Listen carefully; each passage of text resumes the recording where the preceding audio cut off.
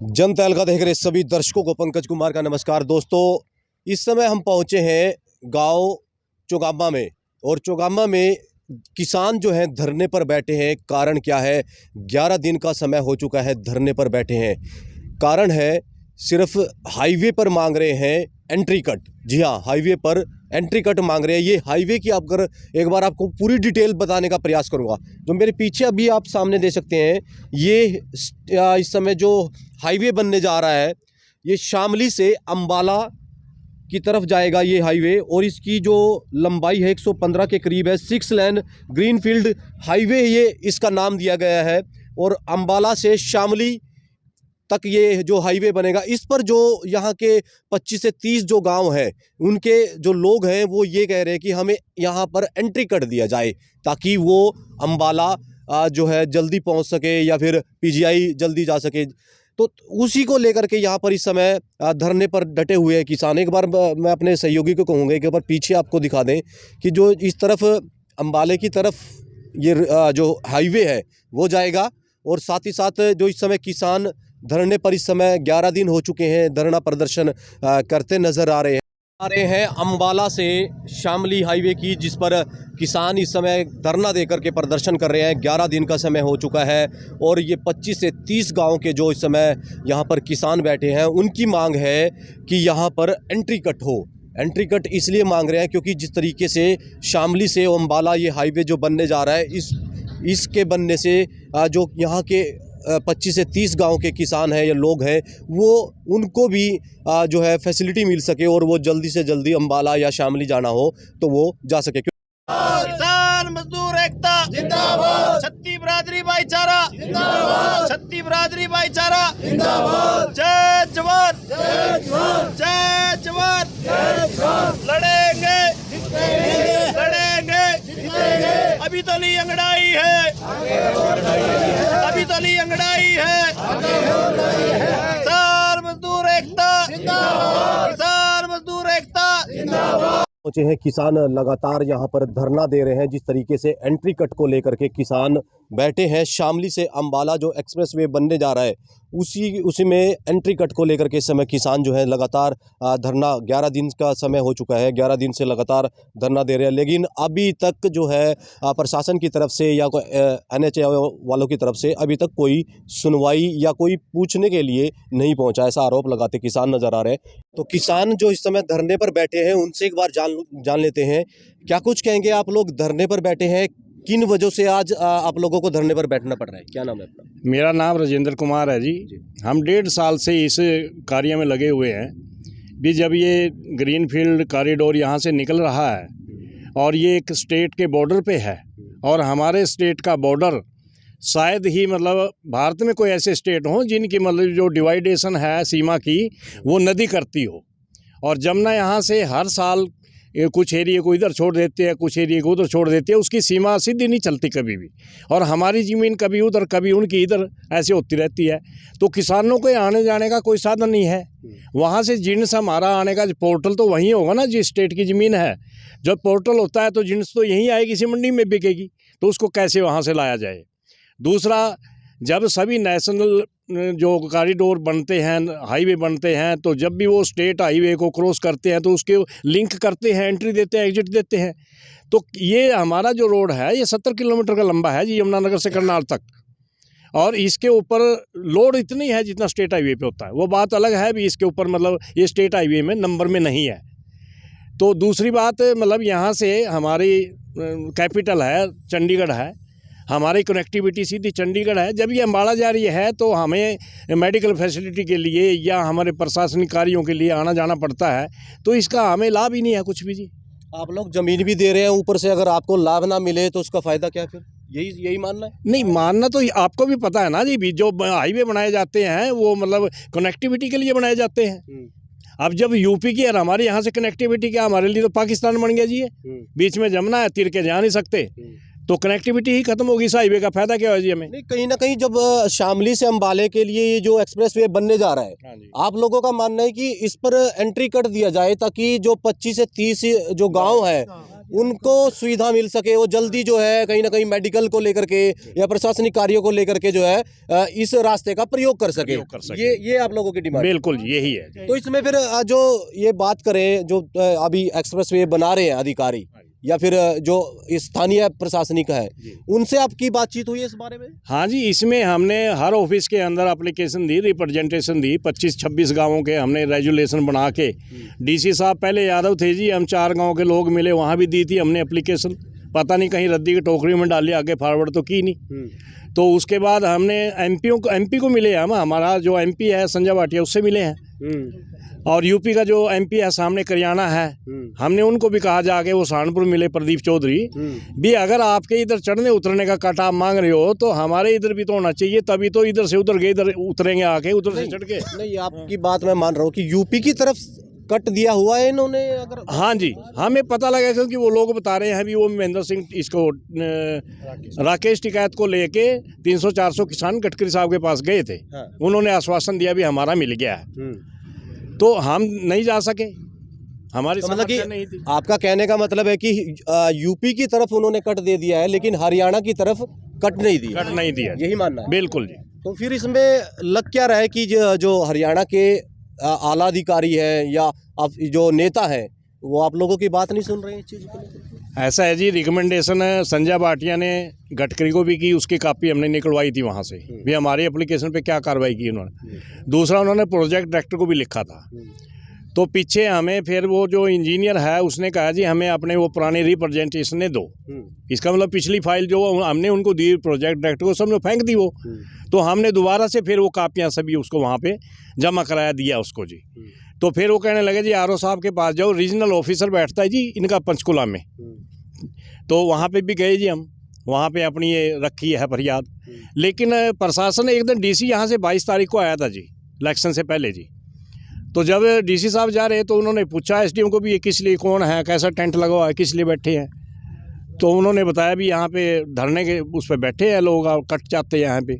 तो कहने लगा मैं अपना ऑफिसर भेज के कल इनको यहाँ से इनका मांग पत्र लूँगा। अगले दिन बीडीपीओ यहाँ पे आया तो हमसे वो ले गया। उसके बाद हमें नहीं पता जी उन्होंने उसके ऊपर कोई कार्रवाई की या पहले की तरह जितनी बार एप्लीकेशन दी अभी रद्दी की टोकरी में डाल लिया जी। तो ये कार्य तो हमने मजबूरन होकर शुरू किया है जी, और 20 तारीख से स्टार्ट है।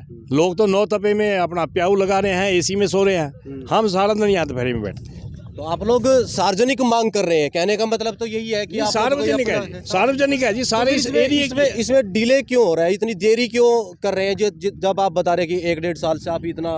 ऐसा है जी, या तो ये प्रशासन बता सकता है या फिर NHAI वाले बता सकते हैं। अगला कदम आप लोगों का क्या रहेगा अगर सुलह नहीं होती है, एंट्री कट नहीं मिलता है? ऐसा है, उन्होंने हमें 15 दिन का टाइम दिया था भी, हम ड्राइंग तैयार करवा रहे हैं और 15 दिन में आपको ड्राइंग दे देंगे, दिखा देंगे। तो क्या कॉपी तो वो अपने सबॉर्डिनेट को ही आगे रेफर करेंगे।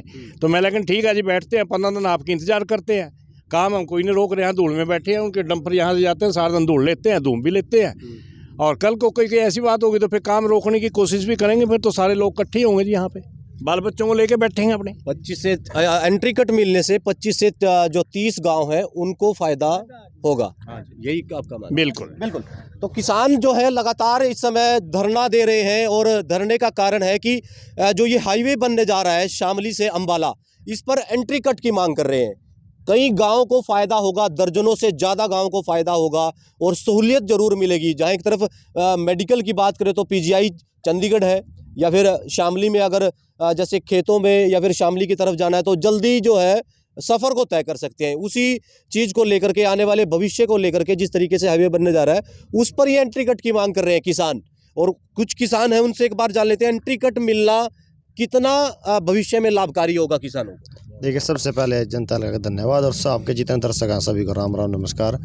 देखिए, फायदा तो पहले लग जा दिखण, जद ने जमीन इतनी चली गई, हमारी कीमती ज़मीन न थी। आज के टाइम में पूरे रहने में चले जाओ, कहीं ज़मीन नहीं मिलती, टोही चली सी ज़मीन चली गई। सरकार किसी पर्पज वास्ते ज़मीन ली और उन लोकल आदमियों ना उसका फ़ायदा नहीं हुआ, तो फ़ायदा क्या?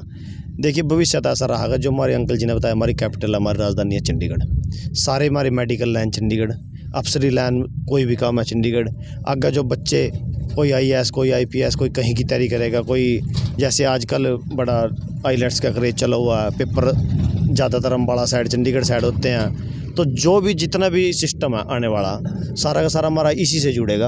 अगर इस पे कट मिलता है तो आने वाली हमारी पीढ़ियाँ याद करेंगी भाई हमारे बुजुर्गों ने कोई संघर्ष करे था, हमारे लिए कोई रास्ता लेके आए थे। तो इसके देखते हुए इस कट की मांग कर रहे हैं। जो एक और मेन मांग है 25 से 30 गाँव सारे के सारे जमुना बेल्ट के हैं, सारे फ्लडेड एरिया में आते हैं। आधे से ज़्यादा ज़मीन उनकी यूपी के अंदर है। जो यूपी के नज़दीक के गाँव हैं उनकी इस साइड है, क्योंकि जमुना आए साल कदी उधर चली जा कदी इधर चली जा, खेत मारे बढ़ते गढ़ते रहा। तो फसल लेने वास्ते अपने खेत में जाने वास्ते बड़ी दूर दूर में जाना पड़ा, 25 से 30 किलोमीटर। अगर रास्ता मिल जा, इसके ऊपर कट मिल जा तो उन खेतों में किसान भी चले जाएगा। किसान के साथ साथ, क्योंकि किसान अपने साथ साथ बहुत उम्मीद लेगा चला, जितने हमारे मज़दूर हैं और भी जो साधन है सब उसके साथ चलेंगे। मज़दूर भी हमारे, उनको भी काम का बढ़ावा मिलेगा, कट मिल जाएगा, रास्ता बन गया जाएगा, अपनी दिहाड़ी मजदूरी खेत में टाइम पर काम करेंगे। तो इसको लेकर एक आंदोलन की शुरुआत की है 20 मई से, जिसका 11वां दिन है। कदम क्या रहेगा? बातचीत का दौर है, प्रशासन से भी आप लोग बातचीत कर रहे हैं, नेताओं से आप लोग बातचीत कर रहे हैं, समाधान कोई निकला है इस चीज़ को लेकर? देखिए, कुछ लोग ये बोलते हैं कि इनका तो काम यही है धरने पे बैठना, सड़क का जाम करनी, लेकिन अब की बार इस बात को मैं कोई कुछ नहीं कह सकता, क्योंकि पिछले 1.5 साल थे जो भी कानूनी प्रक्रिया थी, हमारे जो बुजुर्ग थे, सीनियर थे, उन्हें सारी की सारी अपनाई, सारे रेजुलेशन दिए, अपने एमपी दे दिए, जो हरियाणा से विधायक है एमपी प्रदीप चौधरी उनको दिए, नितिन गडकरी तक मांग पहुंचाई, जो एनएचआई के जो अधिकारी हैं, प्रोजेक्ट डायरेक्टर हैं, आरओ हैं, रीजनल ऑफिस पंचकुला, सब तक पहुंचाई। मतलब तो कोई सुनवाई नहीं हुई। आखिरकार फिर वही है, वही धरना प्रदर्शन, सड़क का जाम, हाईवे जाम, तो अपने आप विभ्रान।